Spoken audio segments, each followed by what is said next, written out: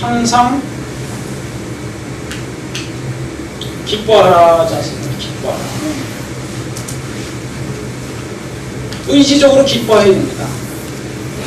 제 의지적으로는 오늘 같은 상황에서 저는 제 의지에는 준비가 안 됐기 때문에 원래는 저는 이게 실행을 못합니다. 하지만은 감사하고 나왔습니다.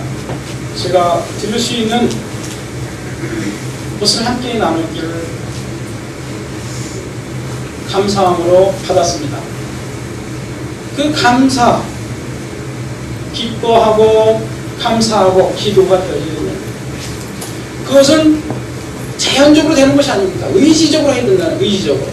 우리가 기도하고자 할 때에 그냥 단순히 기도를 열심히 하겠습니다. 기도를 잘하고 있습니다. 기도가 되어집니까? 구체적인 의지가 있어야 됩니다. 몇 시부터 몇 시까지, 언제부터 언제까지, 이것이 구체적으로 결정되었을 때 우리가 행동을 할 수가 있습니다. 이러한 3-3가지 요소가 균형을 이뤘을 때에 우리는 하나님 안에서 자기 자신으로부터 참된 하나님의 형상을 발견하고 그 구원의 길을 시작하는 것입니다. 그러면 나를 통해서 하나님 나라가 왕성히 이루어져야 되는 것입니다. 나를 통해서 필요한 일꾼들과 나를 통해서 필요한 사람들이 구원을 얻어야 되는 것입니다. 모든 사람이 생긴 모양과 교육과 문화와 역사가 다른데 왜 나를 이 땅에 보냈을까? 그것은 분명히 나를 통해서만이 복음을 전할 수 있는, 복음을 접할 수 있는 우리 예비된 자들이 있다는 얘기입니다. 제가 어렸을 때에 온전한 집안에서 자라지 못했다. 어떻게 부족한 가정에서 살았다면은 그와 같은 심령을 가진 자들이 분명히 주변에 있다는 얘기입니다. 그들을 위로할 수 있습니다. 그들을 위로할 때 그와의 교제의 통로가 되는 것입니다. 그럴 때에 복음의 빛은 발할 수 있는 것입니다. 그럴 때에 하나님 앞에 영광을 돌릴 수 있는 것입니다.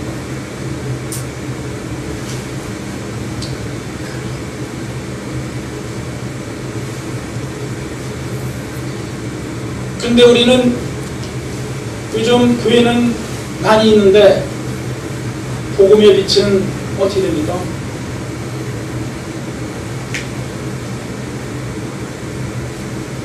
우리도 역시 이 세상에 있는 많은 교회처럼 이렇게 힘없는 벽화처럼 살아간다면 이 세상은 희망이 없는 것입니다.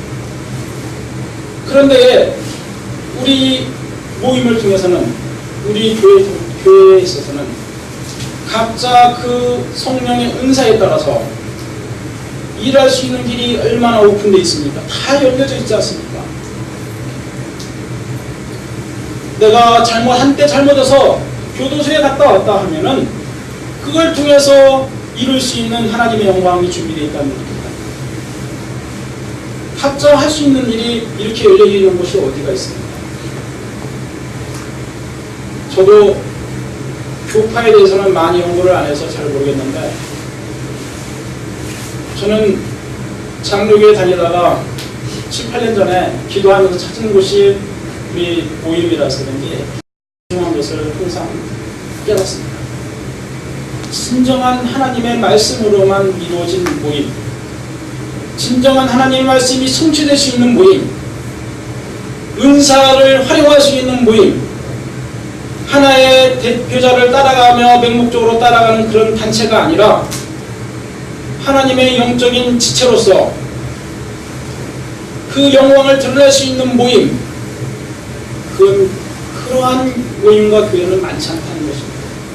그 중에 드러낼 수 있는 모임에 있다는 우리는 얼마나 축복된 자들입니까? 우리가 지금 사업을 하고 있다, 직장에 다녀 있다, 그것은 하나님의 영광을 드러내기 위해 하나님의 통로라는 얘기입니다. 저 역시도 중국에서 공부하고 있지만은 공부하는 것은 공부를 통해서 하나님의 영광을 드러낼 수 있는 통로로 생각했습니다. 제가 그래서 공부를 잘해서 영광을 드러내면 참 좋겠는데 공부를 너무 못합니다. 천선적으로 잘 못합니다.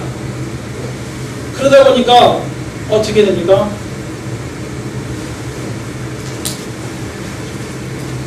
저도 너무 못하는데도 불구하고 이 부족한 모습을 가지고 하나님께서 또 잘하는 모습이 있다는 것을 발견했습니다. 중국인들에게 한국어는 아무리 잘해도 저보다 못해요. 그죠? 맞죠? 틀린가요? 저는 그걸 발견을 못했는데 딱 2년 다니는데 주변 사람들이 저한테 자꾸 한국어를 가르쳐달래요. 저보고.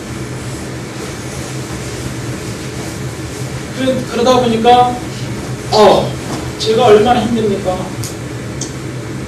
말도 안 되는데 의학을 배우려니 얼마나 힘듭니까? 심한 때는 수업을 듣는데 살이 떨립니다.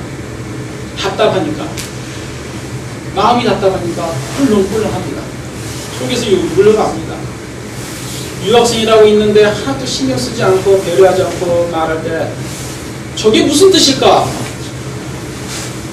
갑자기 혼돈스러울 때 그때 살은 꿀렁꿀렁합니다. 떨려요. 제가 처음을 말합니다. 그때 주님 감사합니다. 기도할 때 평안을 찾습니다. 이게 살이 신경이 불안정해서 떨리는 현상까지도 주님 앞에 기도할 때 그것이 진정되고 또 주변에서 그렇게 요구를 통해서 이루어진 것이 그런 것을 봤을 때에 제가 그 학생들에게 한국어를 가르쳐줄 수 있다는 것이 참 감사하다는 것을 깨닫게 됐습니다. 그러다 보니까 그걸 통해서 영혼들을 만날 수 있습니다. 한국어만 잘 가르쳐주면은 그 사람들 많습니다. 중국에는 한국어를 잘 가르치는 한국인이 필요합니다.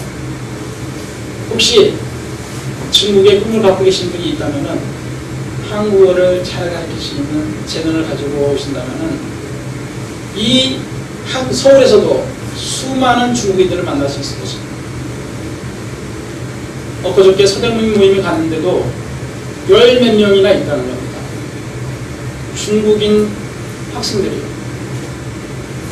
그들에게 가려운 것이 무엇입니까? 복음이겠죠. 그들에게 첫 번째 가려운 것은 언어입니다.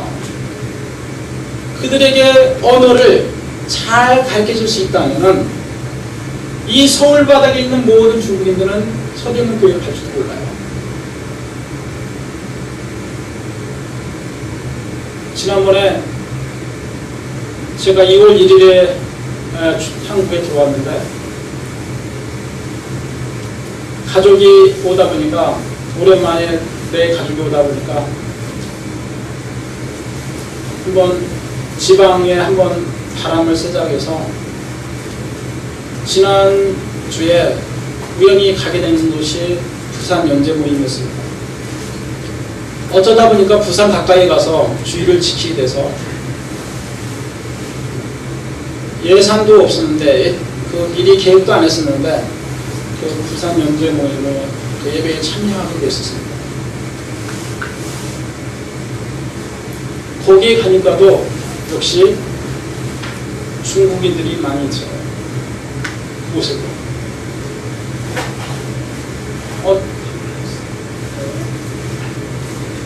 굉장히 그 중국에 대한 비전을 가지고 많은 형제님들이 수고하는 것을 함께 규제를 통해서 알 수가 있었습니다. 지금은 한국에서 유학 나온 중국인들을 향해서 그들을 통해서 중국 복음화를 꿈꾸는 비전을 가진 자들이 일어나기 시작하고 있습니다. 엊그저께 명절 때 여기 인천